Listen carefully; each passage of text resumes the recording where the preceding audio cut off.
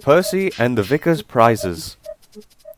One evening, a few days before Christmas, the Fat Controller visited the engine shed at Farquhar. Thomas, Percy, Toby, and Daisy eyed him expectantly.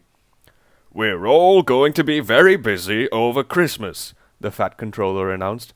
"Yes, sir. Please, sir," interrupted Percy excitedly. "We always are, sir." The other engines hushed him, but the Fat Controller smiled. "Quite so, Percy," he said. "But this year there will be extra trains." "They are the Sunday school specials," the Fat Controller went on. "All the Sunday schools in the valley are having one big party in the village near the river. Daisy is to bring the children down the valley, while Thomas, Annie, and Clarabel will take the children who live here. Toby and Henrietta will follow Thomas down the line with the children who cannot fit into Annie and Clarabel." "What about me, sir?" asked Percy. "Can I help too?" The Fat Controller laughed. "You will be needed to make sure things run smoothly here, Percy," he said, "keeping the trucks in order and so on." "Yes, sir," sighed Percy sadly. He thought staying in the yard sounded rather dull. On the morning of the party, the sky looked dark and threatening. Thomas's driver was anxious about the weather, but the snow held off. Annie and Clarabel were waiting at the platform when the vicar arrived with the first group of children. He was carrying a brown suitcase.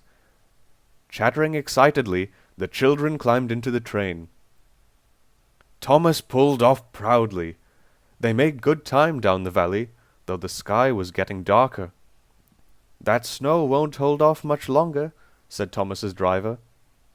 They reached the station by the river just as Daisy arrived from the other direction. The vicar guided all the noisy children towards the gate. Suddenly he turned, looking worried. "My case!" he exclaimed. "Has anyone seen my suitcase?" "Is it a brown one?" asked Thomas's driver. "There was a case left at Farquhar station." "Oh dear," said the vicar. "This is awful.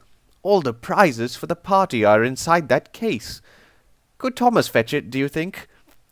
"Perhaps Toby could bring it," suggested the driver. But just then, a whistle in the distance told them that Toby had already left. "What about Percy?" suggested Thomas. "I don't suppose he would mind leaving his shunting for a bit." "Well done, Thomas," said his driver, and ran to find a telephone. As he did so, big flakes of snow began to fall.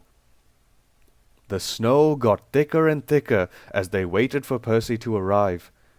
The vicar paced the platform anxiously, leaving a trail of footprints backwards and forwards. Thomas grew anxious too, but there was still no sign of Percy. The vicar looked at his watch in desperation. "It's no use," he said sadly. "Thank you for trying, but I shall have to go to the party without the presents." As he reached the gate, they all heard a faint whistle in the distance. A moment later, Percy bustled importantly round the curve and drew up beside Henrietta. "I'm not late, am I?" he asked anxiously, as his driver handed down a large brown suitcase from his cab. "This is what you want, I think," the driver smiled. "It is indeed," agreed the vicar. "Thank you, Percy. This is the best Christmas present you could give to anyone." He turned and rushed happily away to the party.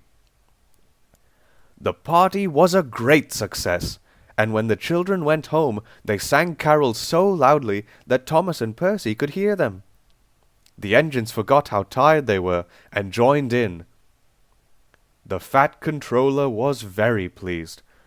"We are here to serve the public," he told the three engines and Daisy. "And it is at times like this we prove how well we can do it. Thomas, Percy, Toby, and Daisy, I am proud of you.